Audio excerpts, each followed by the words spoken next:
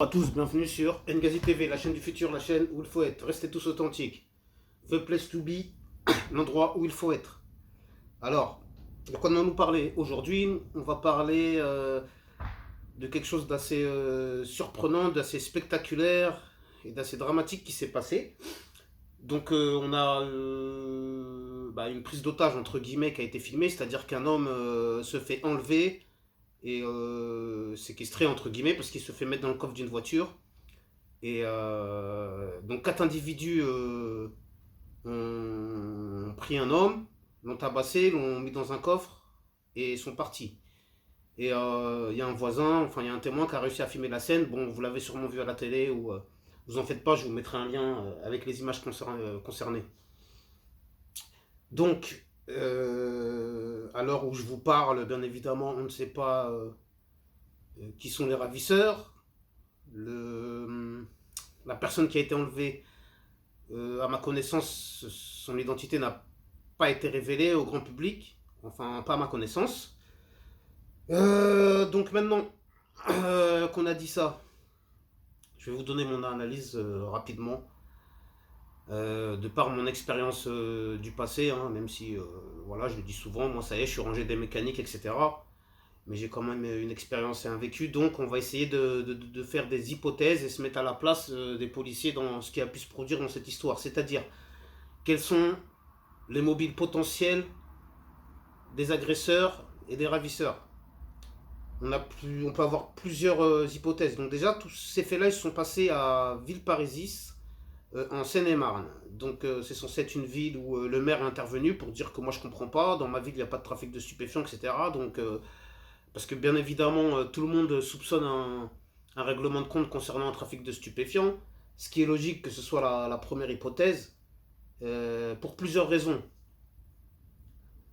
Tout simplement, il pourrait s'agir d'une personne qui a voulu prendre le marché ou cité ou un territoire qui n'était pas le sien ou où il y avait d'autres concurrents qui n'ont pas été d'accord.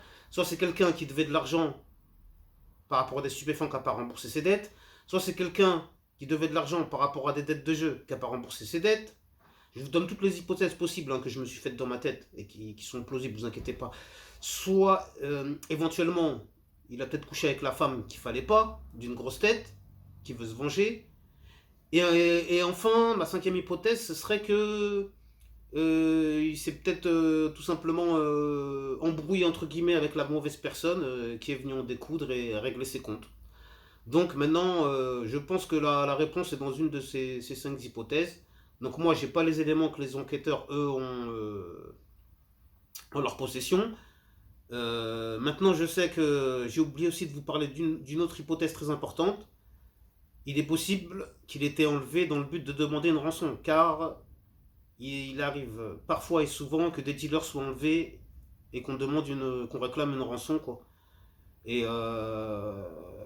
et donc c'est peut-être aussi ça le but de l'histoire. Donc maintenant, est-ce que les ravisseurs vont décider de le relâcher comme l'histoire a été médiatisée?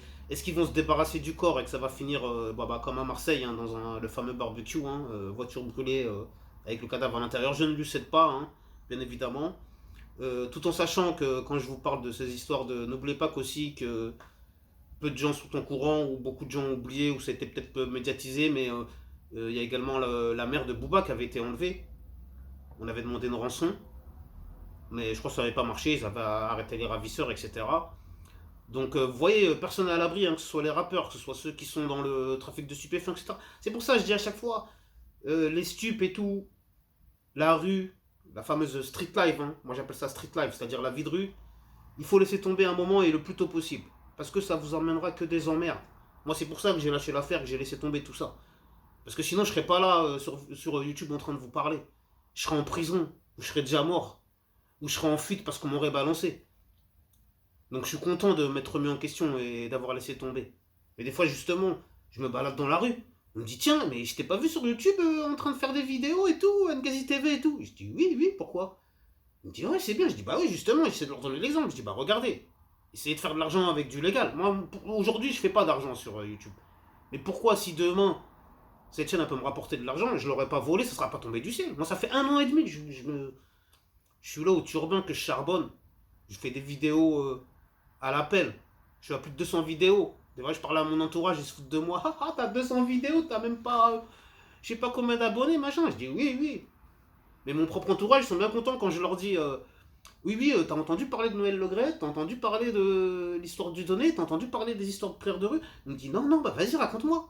Je dis bah c'est simple, bah, allez sur ma chaîne et vous regardez. Ah non, j'ai la flemme. Oh, oh là là, ça me fatigue. Bon, c'est pour ça, n'oubliez pas de vous abonner, c'est très important, partagez un maximum, etc. Je vais devoir m'arrêter là, sinon la vidéo sera trop longue. Je pense que j'ai dit l'essentiel. Je compte sur vous pour essayer de faire monter la chaîne un maximum, un maximum. Parce qu'ici, c'est une grande famille, c'est une grande histoire qu'on est en train de construire ensemble. Je sais, ça peut vous paraître des belles paroles, mais je suis sincère dans ce que je vous dis. Je suis authentique. C'est comme ça que vous le vouliez ou non. Prenez soin de vous et de vos proches. Que Dieu veille sur vous. Amen, amen, shalom, pas de jaloux. À bientôt. Restez tous authentiques. Merci de m'avoir suivi. À bientôt.